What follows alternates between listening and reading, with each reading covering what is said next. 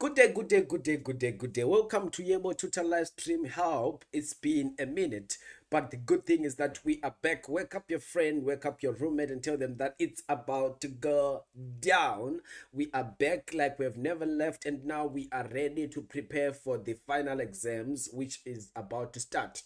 So today we'll be looking at the Gauteng paper, and we're gonna focus more on the calculus of the questions, since other people have already requested that we start with calculus in the WhatsApp group. So in other words, if you also have a topic which you want us to look at during this week, drop a comment on the comment section or join the WhatsApp group, and you can remember to interact and drop your comment or drop your topic in there. Without wasting much time, let's delve straight into calculus.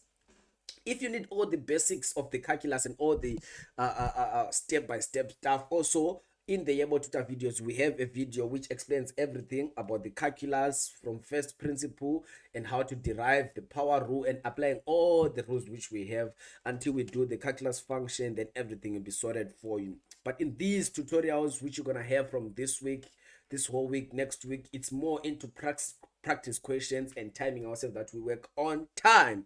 Question 8. Question 8.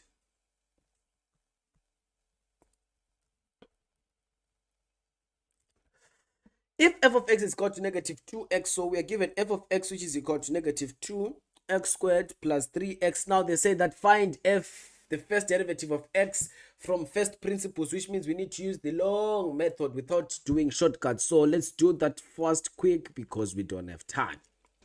Of course, we will need to have our f of x plus h, which will now be equal to negative 2. Where there's x, now we are replacing with x plus h, of course, squared plus 3 multiplied plus x times h. That will be negative 2, of course. That will be your x squared plus your 2xh plus your h squared, of course, plus your 3x plus your 3h. And of course, multiplying all through by negative 2, that will be negative 2x squared minus 4 xh minus 2h squared plus 3x plus 3h. Now we have our f of x plus h. We also have our f of x. Now we know that from first principle, the f prime of x from first principle is the limit as h approaches 0 of f of x plus h minus f of x, all divided by h. And what is our f of x plus h? We have calculated it to be there. So now we come and have our limit as h approaches 0. Then at the position of f of x plus h, now we substitute with negative 2 x squared minus 4xh minus 2h squared plus 3x plus 3h minus, what is our f of x? Our f of x is given as this, so that will be minus, then we put a bracket, negative 2x squared plus 3x. Of course, we divide all through by h. Then of course, if we remove and we multiply all through by this negative times negative, that's going to give us a positive there. Negative times negative, that will be negative, so that will be negative, so that you remove the brackets, that will be positive over there. So now we can see that this and this is equal to 0, this and this will be equal to 0. So now we'll be left with the limit as h approaches 0 of negative 4xh minus 2h squared plus 3h, or divided by h. And you can see that on the numerator we have a common factor which is h, so let's take that out. So that will be h negative 4x minus 2h plus 3. Now of course all divided by h. H and h cancel each other, then that will be your limit as h approaches 0 of negative 4x minus 2h plus 3. Now substituting h is equal to 0 over there, that will be negative 4x minus 2 times 0 plus 3, then that will be equal to negative 4x plus 3. So that will be your first derivative from the first principle. Simple, straightforward. The most important part is to determine your f of x plus h. Then after you know your f of x plus h, then after that you'll be ready to solve the question which you are given. Now let's move on to question 8.2. 8.2, we are given, let's maximize the screen. So on 8.2, we are given f of x, which is equal to 3x squared divided by 2 minus 24 root x. And now they want us to calculate f prime of 9, which means they want us to find the first derivative of x. Of course, we cannot use the first principles in this instance. As you can see, we just have to use those straightforward rules which have already been taught in class. So let's minimize that. So we can rewrite our f of x as our 3 over 2 x squared minus 24 x to the power 1 over 2, because we now need to remove the square root. So now we can now be able to find our f prime of x using the power rule. So that will be 2 times 3 over 2, and that's straightforward thing because we know that that's the same as 3. Then of course you'll be left with x there. Then of course minus 1 over 2 times 24. 1 over 2 times 24, that's 12. That will be 12x. Then 1 over 2 minus 1, that's negative 1 over 2. Now the question was saying you need to find f prime of 9, which means where there is x, now we are substituting with 9 minus 12, 9 to the power negative 1 over 2. Then after that we can use our calculator there on that point. So this was a straightforward question. 3, 9 minus 12, 9 negative 0.5. Then I'm getting my answer to be 23. So that was a straightforward question over there.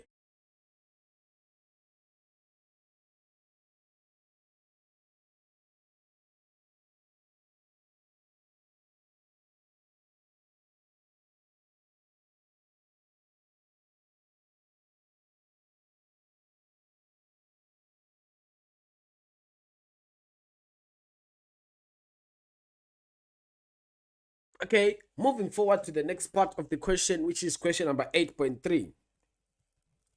Let's maximize the screen. Here we go. 8.3. A function g of x is equal to ax squared plus b over x has a minimum value at x is equal to 4. The function value at x is equal to 4 is 96. Calculate the values of a and b for 6 marks. This is a nice, interesting question. So what we have taken note of this English which they have given us is to understand only few things. Then after we understand the few things, then we can be able to solve the question. So the first thing we know is that we are given that the minimum value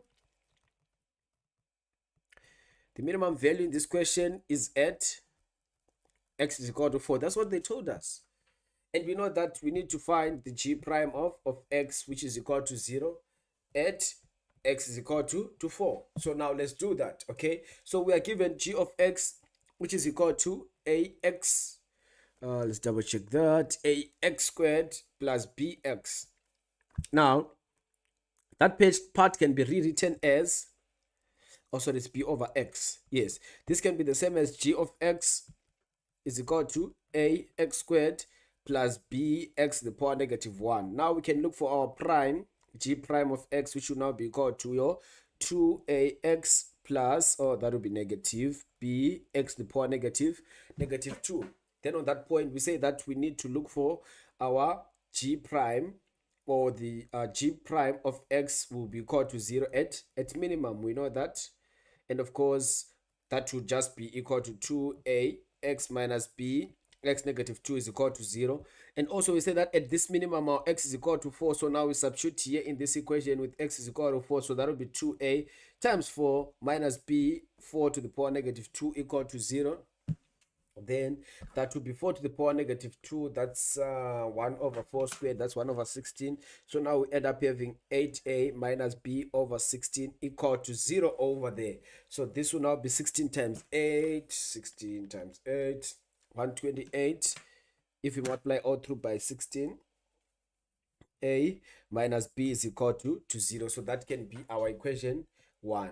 And also in this equation, they told us that the functional value at x is equal to 4.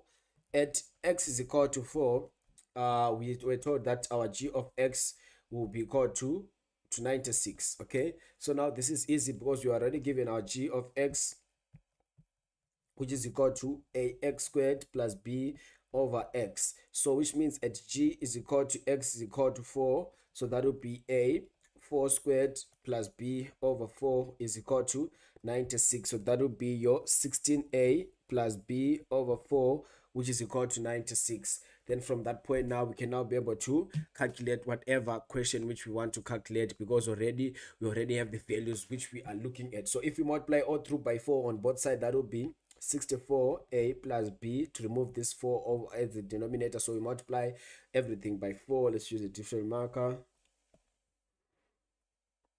By 4.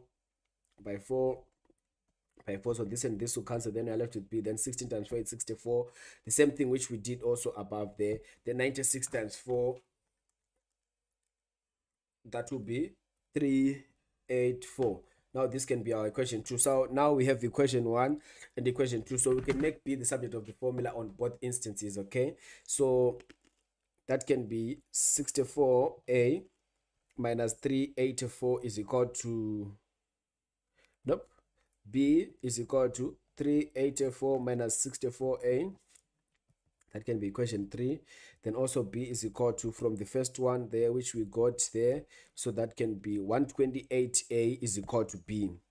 So 128A is equal to B over there. So this can be equation 4. So we can equate 3 to be equal to 4. So that will give us 128A is equal to 384 minus 64A. Then of course 128 plus 64, 128 plus 64. That's giving me 192A, which is equal to 384. We divide all through by 9, 192, 192. Then our A value will be equal to 384 divided by 192 over there. Then we're getting our A value, which is equal to 2. Then therefore our B value will be equal to what? We say that our B is equal to 128. So let's just write that, substitute A is equal to 2 in our equation 4, okay? So that would be 1B is equal to 128A, and your A in this instance is 2. So 128 times that 2, that will give you 256. So our B value, which we're looking for in this instance, is 256. Easy stuff. So now you have your 15 marks. Then both of us, we are all happy. If you are happy and you know, just say yes in the comment section. Now let's move on to the next part, or to question number 9, where now we are diving more into the functions which we are having. Again, stop me anytime, drop your question, and we can be able to entertain it and engage on it. The graphs of g prime of x is equal to ax squared plus bx plus c, and h of x is equal to 2x minus 4 as sketched below. The graph of g prime of x is equal to ax squared plus bx plus c is the derivative graph of a cubic function g. Now, the graphs of h and g prime have a common y-intercept, which is at point E. So we can already see that point E is a y-intercept, which means that the x value is always equal to 0 over there. Then of course we are also told that c is negative 2 is to 0. As you can see, that's an x-intercept over there, and d is 6 is to 0. Again, that's an x-intercept of that parabolic function which we have over there.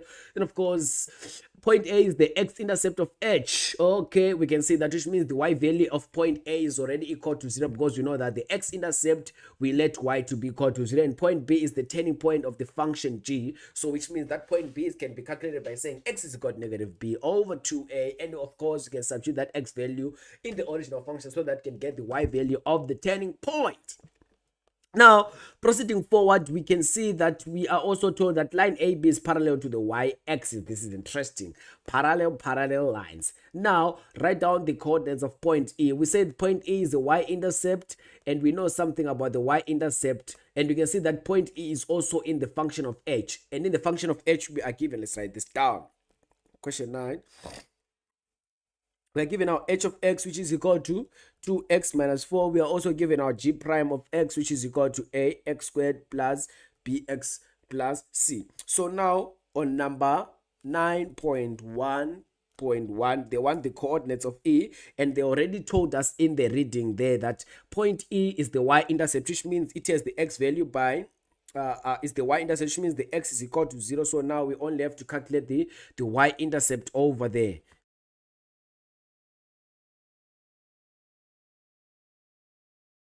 So calculating the y value is easy, because we already know that x is equal to 0, and we can see that point E is also located in h of x. So we can now substitute our point E in h of x, okay? So that would be, where there is y, we put y is equal to 2, and on the position of x, we are putting 0 minus 4, so our y will be equal to negative 4. So then therefore, our coordinates of A will be at 0 is to negative 4. Tango means thank you, and you get your marks. Oh my word, I'm sorry guys, I didn't remove the marks from screen. So we are saying that at point E is a y-intercept, and which, since it's a y-intercept, which means x is equal to 0. So substituting that x is equal to 0 in the function of h of x, we'll be able to get our answer to be negative 4. So the coordinates of point E is 0 is to negative 4. Now moving on to 9.1.2, the question goes as follows. Now, 9.1.2 says that determine the equation of the graph of G prime in the form of y is equal to ax squared plus bx plus c. We can see that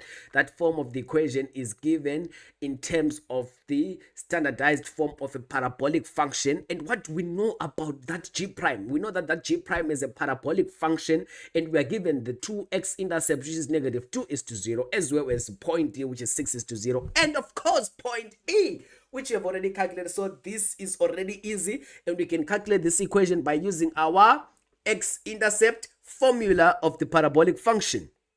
Minimize that. So when we minimize that, we know that now we are on 9.1.2. We know that y is equal to a x minus x1, of course, x minus x2. This is what we call the x-intercept formula. We are given the two values of the x-intercept.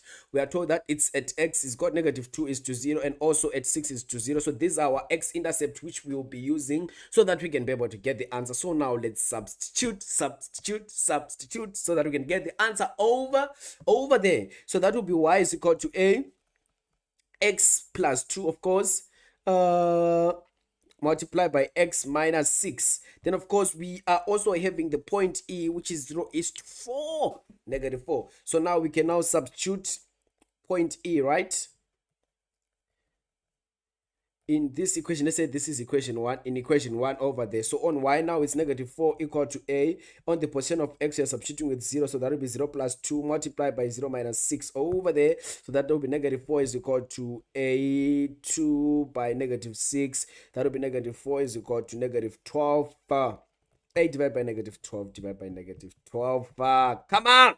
Then your a value is equal to 1 over 3. But this is not what they say. They say that leave your equation in form of ax squared plus bx plus c, which means we need to finalize our equation in terms of the standard form of a parabolic function. So by now we know that therefore y is equal to 1 over 3 x plus 2 multiplied by x minus 6. Okay, so now we can now solve that 1 over 3. Then looking at that, x times x, that will be x squared. X times that will be negative 6x. Positive 2 times that will be positive 2x. Of course, minus your 12 over there. Then that will be y is equal to 1 over 3. Of course, we still have x squared. Then 2 minus 6, that's negative 4x minus 12. Then now we can now multiply all through by 1 over 3. So that will now end up giving us 1 over 3 x squared minus 4 over 3 x. Then 1 over 3 times negative 4, that's negative 4 over there. So this is the standardized form of this equation. So breaking it down again, we say that in order for us to get the standardized form of the parabolic function, we know that we are given the 2x-intercept, which is at negative 2:0 as well as 6:0. So having those two coordinates, now we can be able to calculate this, because we know that we can use what we call the x-intercept formula. Since this is a parabolic function, so we use the x-intercept formula. We say that y is equal to ax minus x1 multiplied by x minus x2. Then of course we can get the value, since we already know another point in the function, which is point E, which is the y-intercept, which has the coordinate of 0 is to negative 4. Then we substitute there. Then now we have our formula in x-intercept formula. But the question wanted it to be in the form of ax squared plus bx, which means now we need to solve our equation so that it can be finally making sense. And when we did that, y is equal to 1 over 3 x squared minus 4 over 3 x minus 4. Tango! Moving on to the next question. Maths is nice. 9.1.3. Write down the coordinates of the turning point of G. The turning point, guys. This is easy stuff. We know something about the turning points of G, and we know that the turning points of G is always when we find our G prime to be equal to 0. This is so something else. So on 9.1.3, we know that at turning points, always your G prime of x is equal to 0. So in this instance, our G prime of x is given as 1 over 3 x squared minus 4 over 3 x minus 4. So this should be equal to 0. Of course, we already know that this is giving us our x minus 2 and x plus 2 and x plus minus 6. So this is the same as your 1 over 3. Then that would be 1 over 3. You still remember x plus 2 and your x minus 6, which is equal to 0. So divide all through by 1 over 3, that should be 0. So your x will be equal to -2, or your x is equal to 6. So which means our x turning our x values, so the turning points will be at x is equal to -2 and x is equal to 6. Straightforward stuff. Straightforward stuff, because you know that at turning points g prime is equal to 0. Then we solve that part here, as you can see over there. Then you can get the answer now.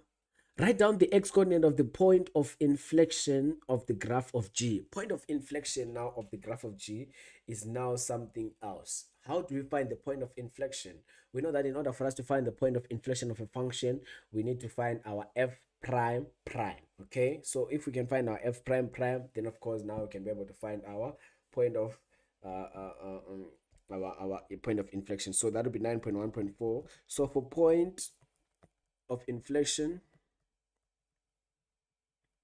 basically that should be, let's see, remove that so that people can see the screen. So we know that that will need us to find our g prime prime of x. So in this instance, we know that our g prime of x is equal to 1 over 3 x squared minus 4 over 3x plus minus 4.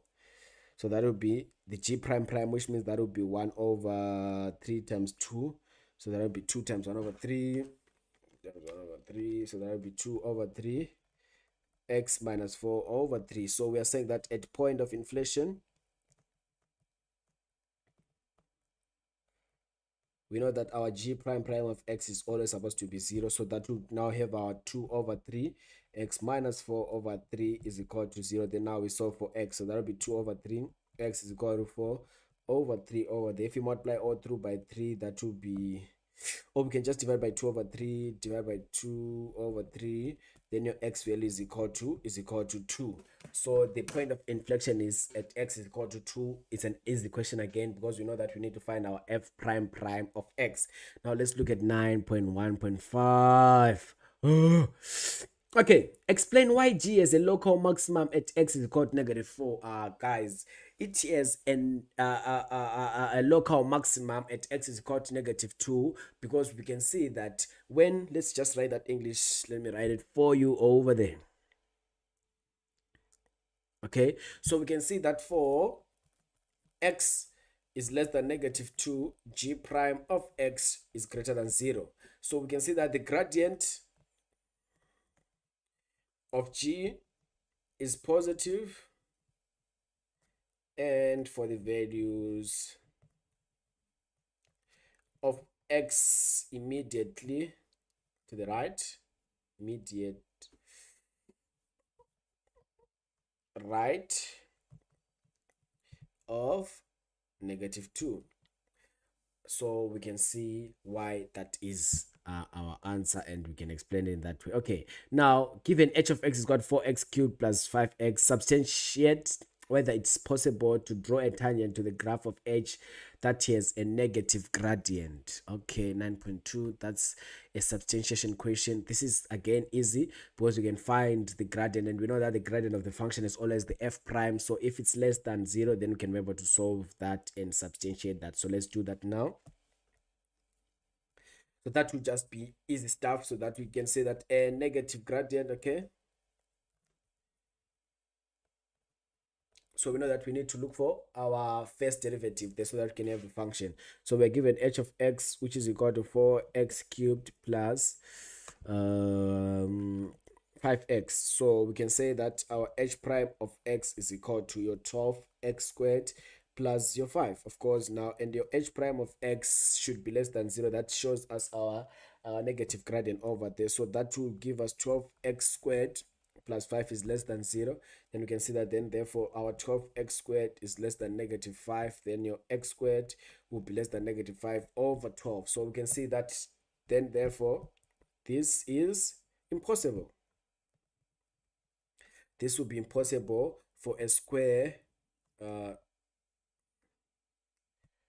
This is impossible because a square is always greater or equal to 0. So now you have the 12 marks, you have the 15 marks. What else do you want? You already have 27 marks in the pocket with you. Now let's look at the last question, which is question 10.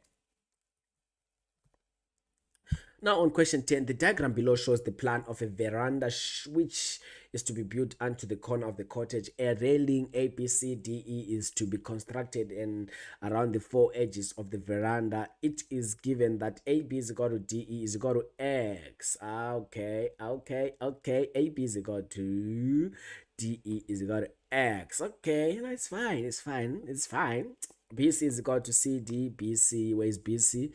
So that BC is equal to CD, again is equal to Y, and the length of the railing must be 30 meters. Calculate the values of X and Y for the veranda, which we have the maximum area.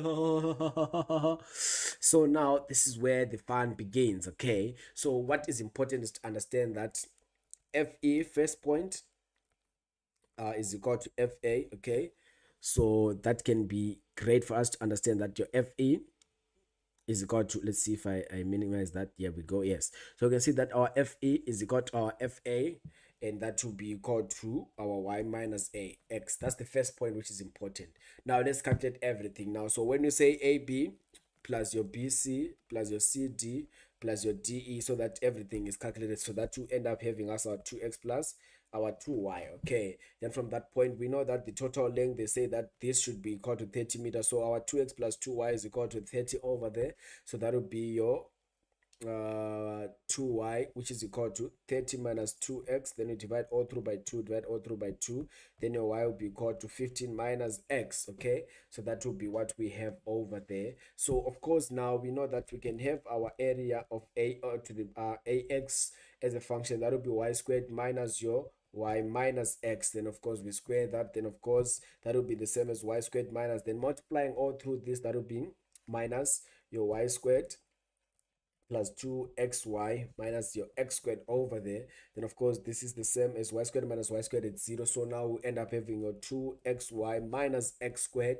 Then from that point we know that that will be the same as your 2x in the position of y. We've already calculated your y above, and your y was 15 minus x, so that will be 15 minus x, of course, minus x squared. Then removing the square there, that will be 30x squared. So 30x minus 2x squared minus x squared over there. Then after that we can end up having our 3x squared there. That will be 30x minus 3x squared. And of course we know that for maximum, so this is our a of x. Okay, so for maximum we know that we need to have our a prime of x to be equal to 0. So let's find our a prime. A prime of x will now be this was 30x, so that will be just 30 minus 6x. Okay, so for maximum that will be a prime of x is equal to 0, so that will be 30 minus 6x is equal to 0, then 30 is equal to 6x, then divide both sides by 6, divide both sides by 6, then definitely your x will now be equal to 5. Now that our x is equal to 5, oh my god, we can now find our y value, because we know that y is equal to 15 minus 5. Of course, then your y will be equal to 10 meters. So your x value is equal to 5 meters, and your y value is equal to 10 meters. Then this is calculus. You get your 35 marks. That's already level something. Okay, guys, this is it. This is your calculus questions which we're looking at today. Please, if you have any question, do comment on the comment section so that we can be able to engage. Also type in the WhatsApp group so that we can be able to see where we can assist each other. From me, your host and the most, have a great evening, and of course let's engage in the WhatsApp group. Papers are in the WhatsApp group, so don't forget to tune in and join the WhatsApp group. Dango means thank you.